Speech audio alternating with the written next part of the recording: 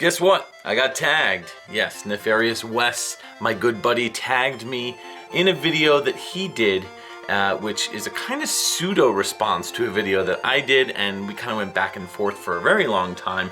But years and years ago, I made a video about my NES collection, and what I did was I took price charting and I figured out the top 5 most expensive games on my list. And he had seen this video like a couple years later and said, oh, I'm gonna do my own.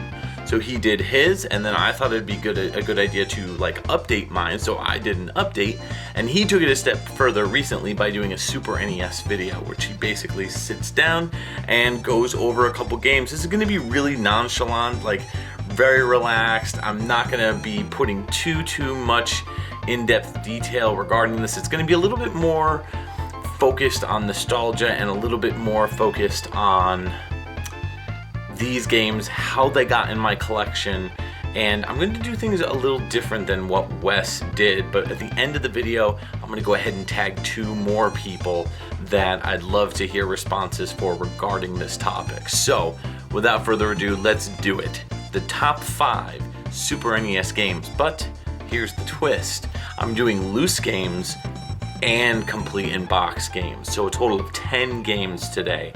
So let's take a look. So we're going to start from the cheapest and work our way down to the most expensive, and we're going to start with loose games first. So this first game has been in my collection for a very long time, probably about I would say maybe 11 years. And that is Mega Man X2 on the Super NES. So Mega Man X2, this is my favorite of the trilogy for Super NES. I really love this game just specifically because it has a much darker vibe than I think the first game, and even the third game feels a little bit more like a return to form. It's more in line with the first game, and it's also a little bit more convoluted too. This one really is just top notch from top to bottom. It has a lot of replayability with the 0 parts that you can acquire, and it's got a great soundtrack. So Mega Man X2 is my cheapest game on my loose list. Next up on my list is number 4, Ninja Warriors. Now Ninja Warriors is a sequel to the Sega CD or Mega CD game that never came out here called Ninja Warriors, or The Ninja Warriors, which is based on the arcade game that was created by Taito. So Ninja Warriors, or Ninja Warriors Again, is a game, it's a beat 'em up, and you can pick 3 different robots to, cause havoc, wreak havoc, and, take down the bad guys. And it's a really fantastic game with awesome graphics and great music by Hiroyuki Iwatsuki, and I love this soundtrack to this game as well. It's just so good. There's great melodies, very memorable, and the gameplay itself is really awesome for a beat 'em up. I mean, if you've played any other beat 'em up, then you're going to be pretty familiar with this. This game itself I picked up, oh boy, when did I pick this up? I think I just picked it up on a whim. I've had it in my collection for a very long time, probably since like 2003, 2004, when I worked at a game store. That's actually how I acquired a lot of my Super NES games. And this came into the shop, and it was probably about $14, $15, and I was like, sure, why not? Next on my list is probably the biggest jump that any game has experienced on this list, I would say, as far as in recent years, and that would be Pocky and Rocky. That's my number 3 choice. Now, Pocky and Rocky is a game that was, again, published by Natsume, very similar to the Ninja Warriors game. Well, I believe that one was published by Taito, but I believe that was developed by Natsume.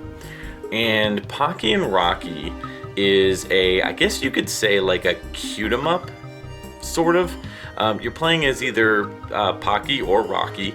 One is a girl who has like magic, more like traditional Japanese kind of power-ups, where she throws like spells that are like in the form of like little slips, like magic spell slips, and those vanquish her foes. And then you've got Rocky, who is who is a squirrel, I guess you could say, or like a red. Is he a red panda or a squirrel? I can never remember. Or a raccoon? I don't know. He's one of those.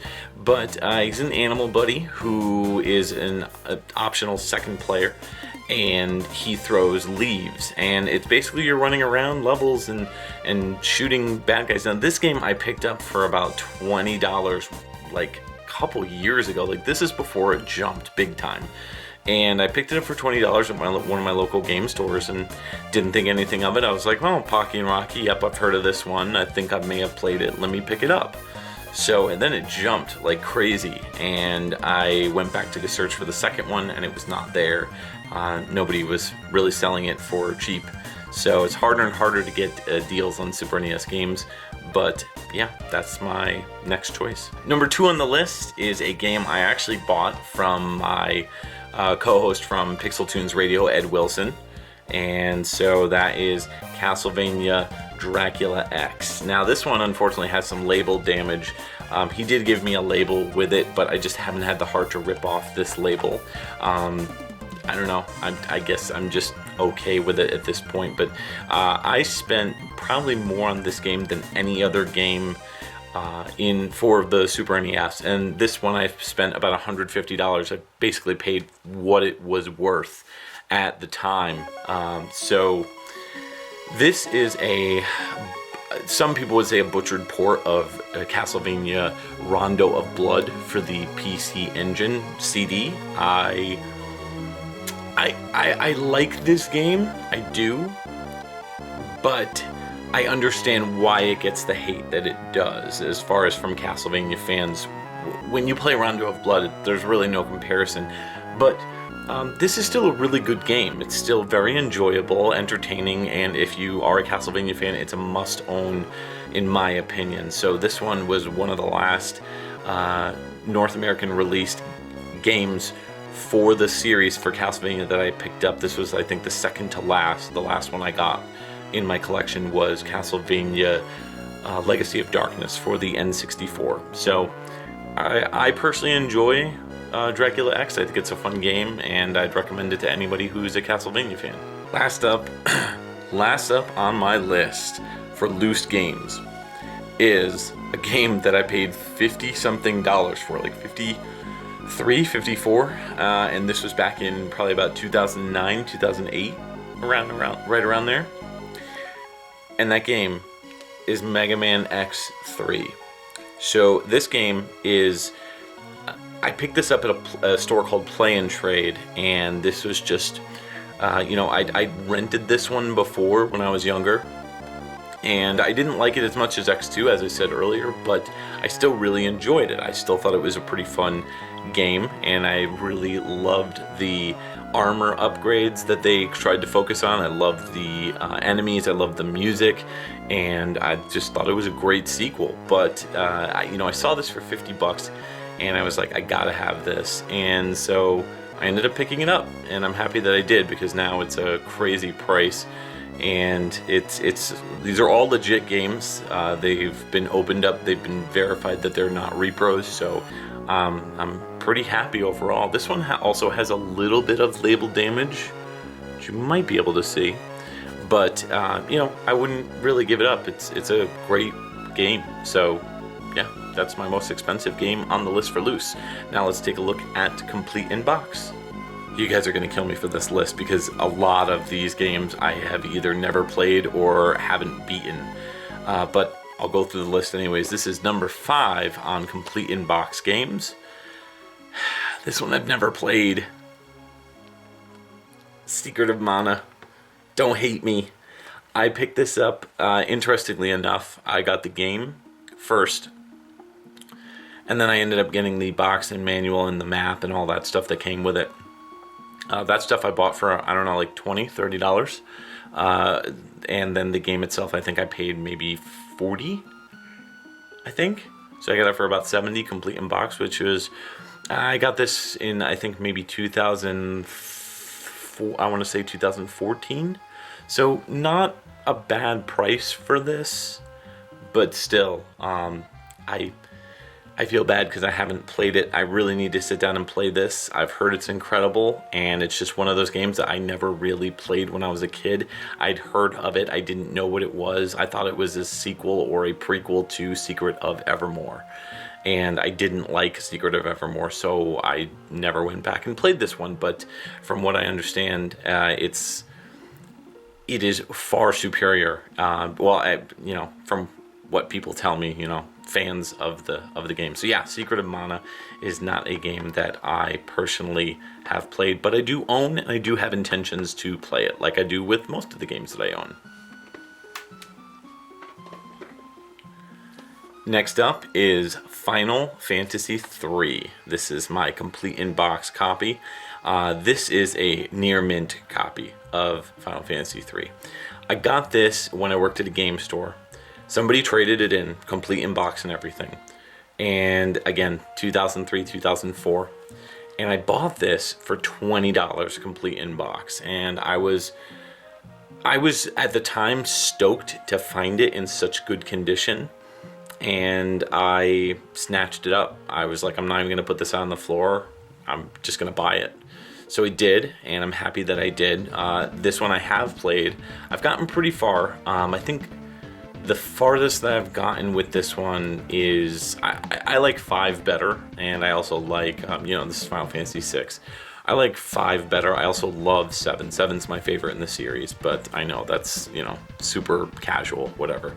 So Final Fantasy III, with this one, I think I got to a part where the teams like part ways, like they split up, and like you're on a river with some of the characters, like I think his name's Sabin, I think, and maybe the ninja's in the ghost train or something like that, with Shadow, the dog. Yeah. So it's been a while, a really long time since I played this. I have not beaten it. It is one of those games where I'm like, yeah, I'll eventually beat this. So, got to get on that. Next on my list, Super Mario RPG. This is number 3 on my list. Now, Mario RPG is a game I have quite a bit of nostalgia for. I really enjoy this one. It is the first in the Mario RPG series, even though it ended up becoming Paper Mario later on when Nintendo took it over pretty much. But this game was very special, and it just was so different than anything else I'd ever played in the RPG genre, which was brand new to me for the most part back then.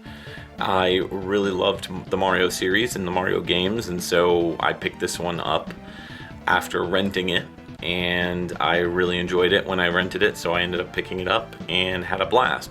This copy, because I ended up getting rid of most of my Super Nintendo games, you may have seen a video prior where I got a bunch of them back. Unfortunately, Mario RPG was not one of the games that I ended up getting back from my childhood, but this one I got complete in box with the strategy guide for, I believe, $85, if I recall. And it's a phenomenal deal, phenomenal game. I just really love this one. It's a great game.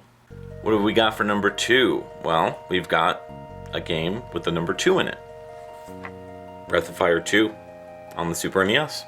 So this one I kind of piecemealed together. Very similar to Secret of Mana. I got the game first, then I got the box, the manual, and the map. And yeah, this is... I started playing the first Breath of Fire, so this one I also have not played. I actually started playing this one because on our first episode of XVGM Radio, we actually covered a song from this game. So I figured, why not? I'll pop it in, and Justin and I sat down and we played a little bit of the game, and I really enjoyed it.